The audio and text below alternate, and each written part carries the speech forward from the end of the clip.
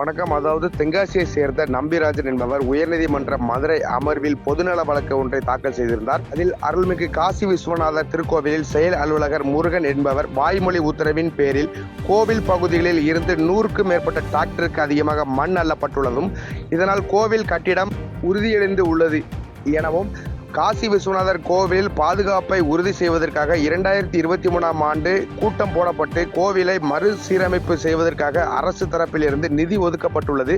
ஆனால் அந்த நிதி முறையாக பயன்படுத்தவில்லை. இதனால் பழைய கோவில்களை இழக்கும் நிலையும் பக்தர்களுக்கு அச்சுறுத்தம் ஏற்படும் நிலையும் உள்ளது எனவும் இது தொடர்பாக தென்காசி மாவட்ட உதவி ஆணையர் ஆய்வு செய்ததில் பணிகள் முழுமையாக செயல்படாததும் அரசின் பணம் மோசடி செய்யப்பட்டுள்ளதாகவும் கண்டுபிடிக்கப்பட்டுள்ளது. அதோடு நாள்தோறும் பணிகளை செய்தால் மட்டுமே ஏப்ரல் 7ஆம் தேதி கும்பாபிஷேகம் நடைபெறுவதற்காக முன்பாக பணிகளை முடிக்க இயலும் எனவும் குறிப்பிடத்தக்கது. ஆகவே புனரமைப்பு பணிகள் முழுமையாக நிறைவடையும் வரை கும்பாபிஷேகம் நடத்த இடைக்கால தடை விதிப்பதோடு தற்போதைய நிலை குறித்து ஆய்வு செய்து வழக்கறிஞர் அணி நியமித்து அரசு வழங்கிய நிதியை மோசடி செய்த நபர்கள் மீது உரிய நடவடிக்கை எடுக்கவும் உத்தரவிட வேண்டும் என குறிப்பிட்டிருந்தார்.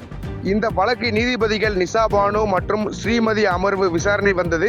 விசாரணை செய்த நீதிபதிகள் கும்பாபிஷேகத்திற்கு இடைக்கால தடை விதித்து உத்தரவிட்டு வழக்கு விசாரணை ஒத்திவைத்துள்ளார். மேலும் திருப்பணிகள் குறித்து சென்னை ஐடி குழு மற்றும் வழக்கறிஞர் ஆணையம் ஆய்வு செய்து அறிக்கை சமர்ப்பிக்க உயர்நீதிமன்றம் கிளை உத்தரவிடும் என்பது குறிப்பிடத்தக்கது.